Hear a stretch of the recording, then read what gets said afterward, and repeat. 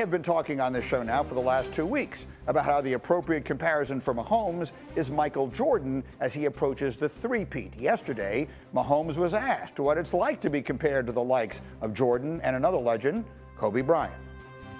More than anything, is you see the competitors that they are, is that they're going to do whatever it takes to win. That's what you have to be in order to have success in professional sports, is a competitor, someone that's going to put in the work every single week. And watching them and listening to things that when they talk about, that's helped shape my career on how I have to work. And obviously, it's a long way, I feel like, still for me to go to be mentioned with those guys, but I'll try to do whatever I can to be close enough as I can be.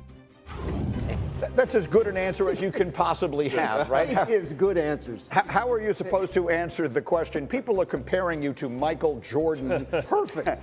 But the reality is the comparison is appropriate. Yes. Right? Because we're getting there. He is right there at the top of the list of the best players, and he is right there at the top of the list of the most inevitable winners, the impossible to defeat champions. Yeah. And that's what Michael Jordan was, and that's what Mahomes has become. Right, you remember, I mean, there were times when you thought the other team was better. The other team was better tonight, but this team had Jordan, and that's why they won the game. And Mahomes has become that guy to the extent that anyone can be in the NFL, where there's 22 guys on the field at a time instead of 10, right? Like it's much harder to be that, but he does seem to be that factor that when you look and pick these games, you're like, my head is telling me 20 different things, but then I look and see Mahomes is still on the Chiefs. I got to take him. I thought RC's tweet from a week ago when he talked about Burrow, Lamar, Josh Allen all going to the Hall of Fame with no rings. To me, that is the definition of Patrick Mahomes' greatness.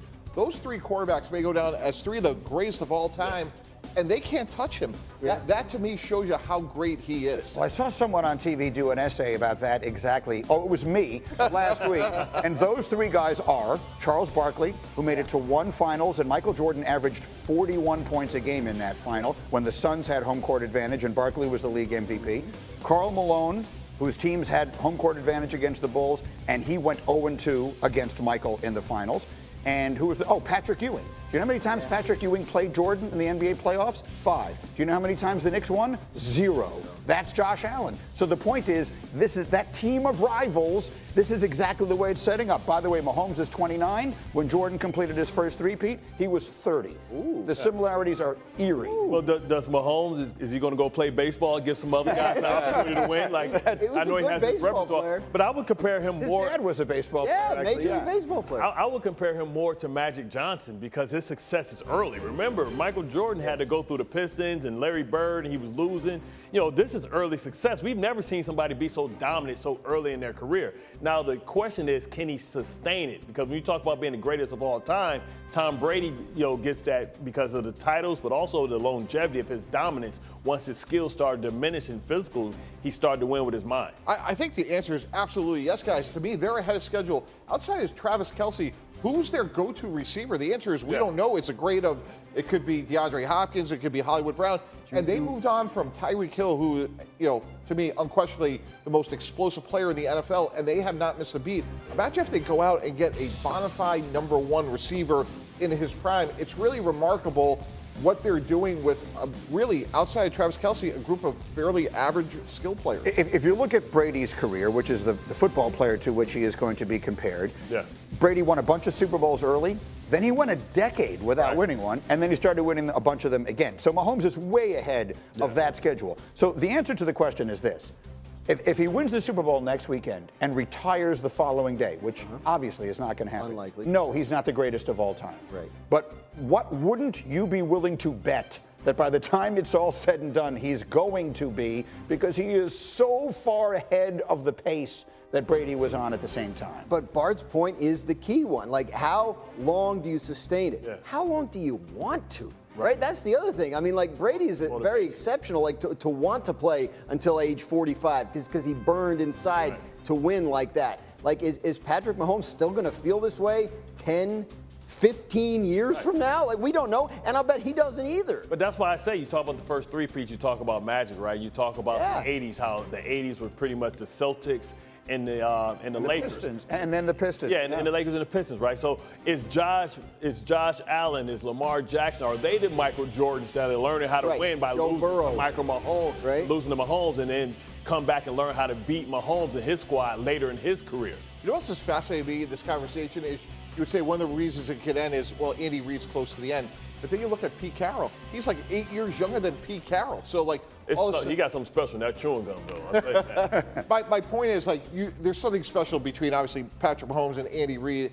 But I got to think, like, if I'm Andy Reid, like, if I was thinking about retirement, why would I give it up now? Like, I got great coordinators in place. I got a great core. So, to me, like, that kind of goes hand in hand, much the way we always talk about Belichick and Brady. Andy just got a new extension last offseason. He's not going anywhere anytime soon, especially as long as this guy is his quarterback. Yeah. But, you know, what they've built, you know, even if Andy were to decide to go, and again, I don't think he is, like, I feel like they've built something there that could sustain. It's incredible to watch what they've But you never know with these coaches because as you get older, we're all fathers. You understand how much this game takes from you. Sometimes you want to give it back to the game.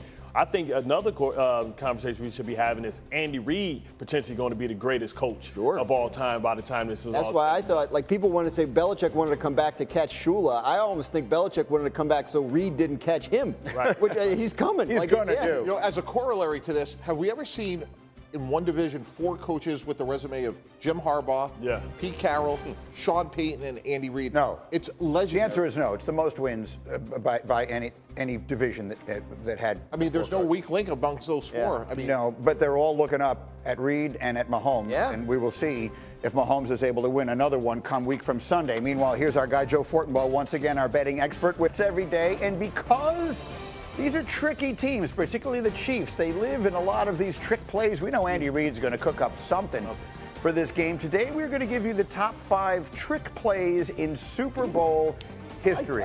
At number 5, we had to save room for the fridge. This is William the Refrigerator Perry. Chicago's absolute blowout of the New England Patriots. It would be a mini fridge now. Players got a lot bigger since then. Same location as next week's game. That's right. It was in New Orleans. Mike Ditka to this day regrets not giving Walter Payton the opportunity to score a touchdown in that game, but it was William Perry who took it in for the score. At number 4, we had to put one Chiefs one in there, right? So we're going to go to last year, or the last time I should say, that the Chiefs and Eagles played each other. They call this the corn dog motion. Bart, what do you think? Keep your eyes on your luggage. Communication. I tell you what, Andy Reid always has the situational football play ready to go. They got him twice on the same play. Oh, man. Kadarius Toney with a touchdown. Super Bowl 40 is next. Steelers wide receiver and, of course, former college quarterback Antoine Randall L. The bus stops here. With the perfect pass to Hines Ward. Look at that off the little double reverse. Oh, man. That is heck of a throw. All Antoine Randall L's dreams coming true. One moment. He was a terrific quarterback at Indiana. Super Bowl 44. This was tricky. The New Orleans Saints opened the second half with an onside kick, and it